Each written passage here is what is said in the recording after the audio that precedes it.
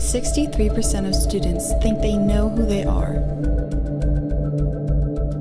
65% of students feel that their current identity as a teenager will follow them throughout their whole life. 40% of students are afraid of not fitting in. 76% of students are afraid of poor academic performance. 54% of students are afraid to talk to their teachers about personal problems. 66% of students are afraid of the future and life after graduation. Maybe I don't know. Where did I see myself in high school? I don't know. Okay. I definitely would not have pictured myself as the athletic director of a high school. No, I never thought I was going to be here in the United States all this time teaching Spanish as a second language. Never. I never thought about that. God, no. I did not expect to see myself as a teacher, primarily because my mom was a teacher and she was constantly telling me, don't be a teacher. And so she used to tell me, you can do better, right? Like, you don't have to be a teacher, you can do something else. In high school, I didn't have a grand plan. I took the classes that were recommended and graduated along with everybody else. I wasn't valedictorian. Where I really saw myself, I didn't see myself as being a teacher. That's for sure. I don't know. I've perhaps this is sort of unusual, but I guess I've just kind of always known what I wanted to do since I was very little. People ask me all the time, did you plan in high school to come back and be the principal of this school? Never. I would tell my high school self to be more realistic about your abilities.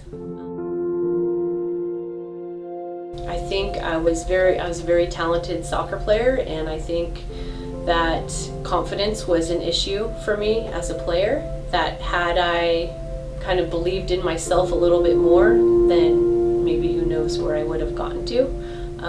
And just so I would say, be more realistic and believe in yourself. Step one, I would give him a hug.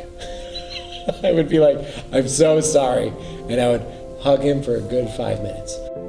2, this is advice I got in graduate school, and I wish someone had given it to me when I was 17. To be gentle with yourself. I think sometimes we are our own harshest critic, and it is okay to offer yourself some compassion. I should have put a little more effort into high school. Not necessarily to get better grades, but to learn a little bit more. There were a lot of people that spent a lot more time on studying than I did, and I rationalized it because I was swimming. I was putting a lot of time in swimming.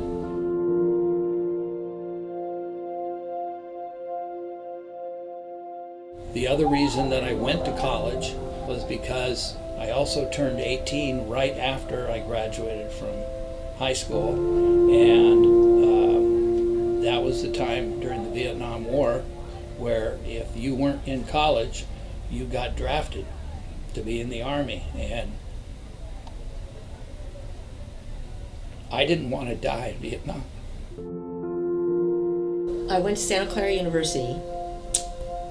That was not my first choice. I applied to Stanford and I was rejected. I applied to Columbia and I was accepted, but I couldn't afford it. I applied to Berkeley and was accepted, and that was my first choice. And my parents wouldn't let me go there because it was 1972. And if you know anything about 1972 in Berkeley, there were major riots going on, Vietnam protests, they were burning banks. My parents didn't want me anywhere near that, so they essentially made me an offer that I could have refused, but I didn't. And that was, we will pay 100% of Santa Clara, and we won't pay anything at Berkeley. So I went to Santa Clara, but that was not where I thought I wanted to be. I went to St. Mary's College of Maryland. It's a very, very small liberal arts school. I could attend that school for the cost of attending a state school, but I could get the honors college experience. I wanted small classes. I didn't want to be a number. I didn't want didn't want to be anonymous. I wanted that community feel, so that's how I decided on that college. And it turned out fine. I think your generation of students is probably going to have something like 10 to 12 jobs in your lifetime.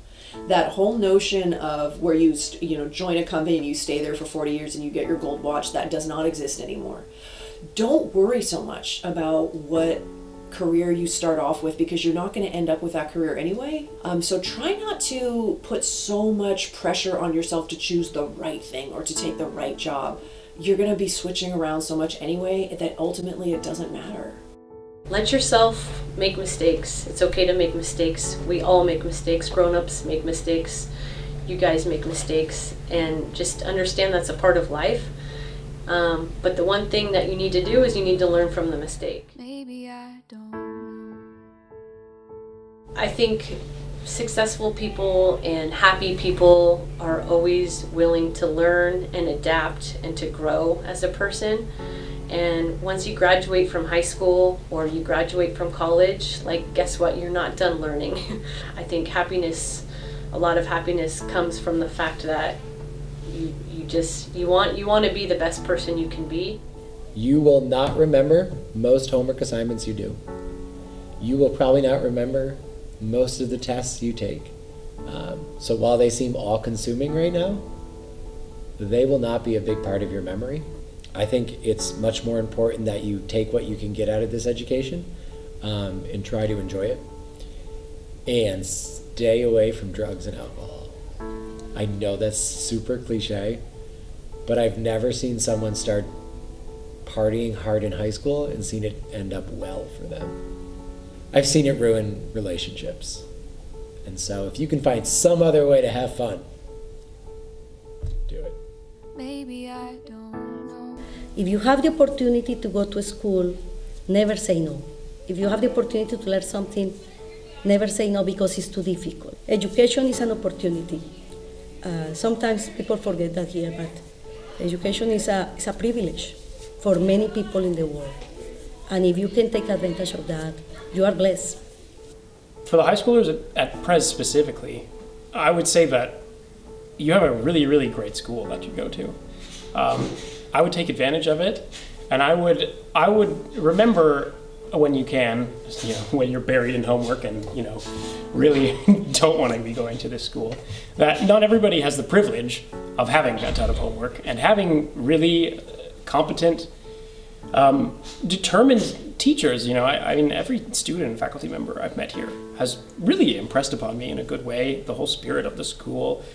This is not your average school. I would take advantage of it. And I would cherish it because I've been really impressed just as an outsider coming in.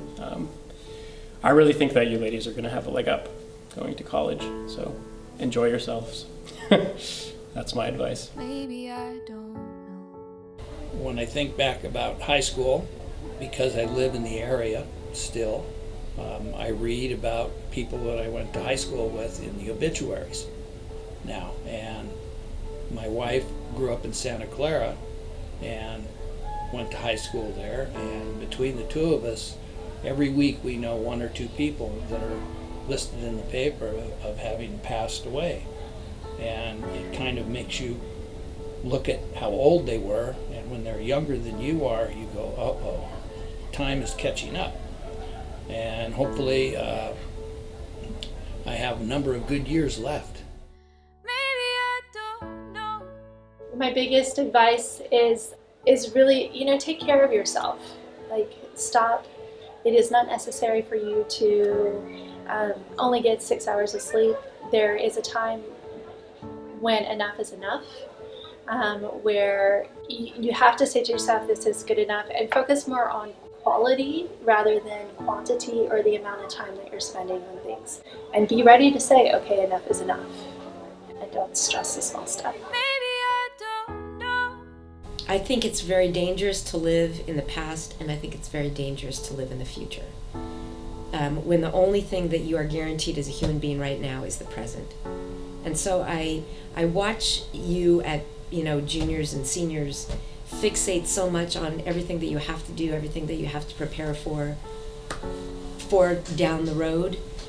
And My wish for you is that you enjoy the journey and the day-to-day of your experience. The future is going to take care of itself.